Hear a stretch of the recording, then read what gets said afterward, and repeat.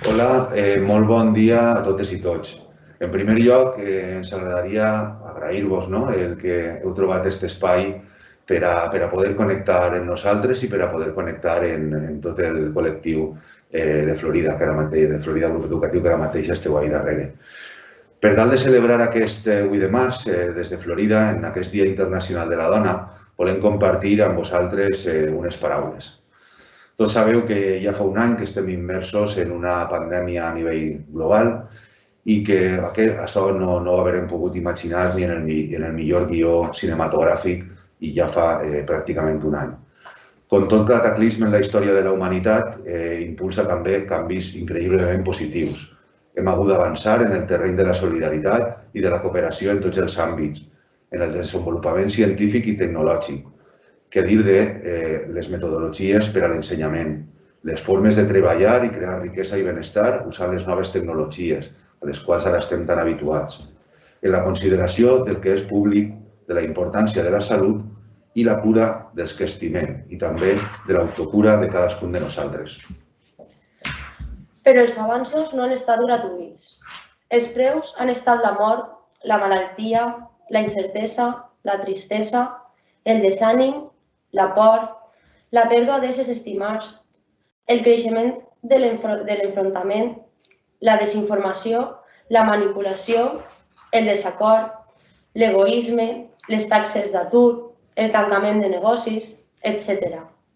Trontollar de tot un sistema que sempre arrossega els més desprotegits, els més invisibles, entre els quals sense dubte estan les dones. La feminització de moltes de les professions imprescindibles per fer front a la pandèmia provoca que estiguen a l'avantguarda per assegurar a la població la supervivència i el més bàsic amb el risc físic i emocional que allò suposa cada dia. Per cuidar-nos com a sanitàries als hospitals, centres de salut, residències. Per alimentar-nos treballant als comerços i supermercats. Per mantenir la màxima desinfecció i neteja en totes les instal·lacions. Per investigar els remeis per protegir-nos del contagi, la malaltia i la mort. Per això mereixen avui, 8 de març, Dia de la Dona, un homenatge de tots i totes nosaltres, de tot el col·lectiu de les persones que formen part del projecte Florida, que creguem que la igualtat entre homes i dones és un pilar de la democràcia que cal cuidar, mantenir i vigilar cada dia, conscients que no és una fita conquerida, sinó un repte permanent i inexcusable per fer un món més just. Per les dones que s'han deixat la vida, per les que l'han posat en risc des dels seus treballs per altres, per les que han perdut el seu treball i font de subsistència, per les que han cuidat els nostres majors, familiars i estimats, per les que han educat els nostres fills i filles en la distància donant-los suport acadèmic i emocional. Avui Florida Grup Educatiu reivindica una vegada més el paper de les dones.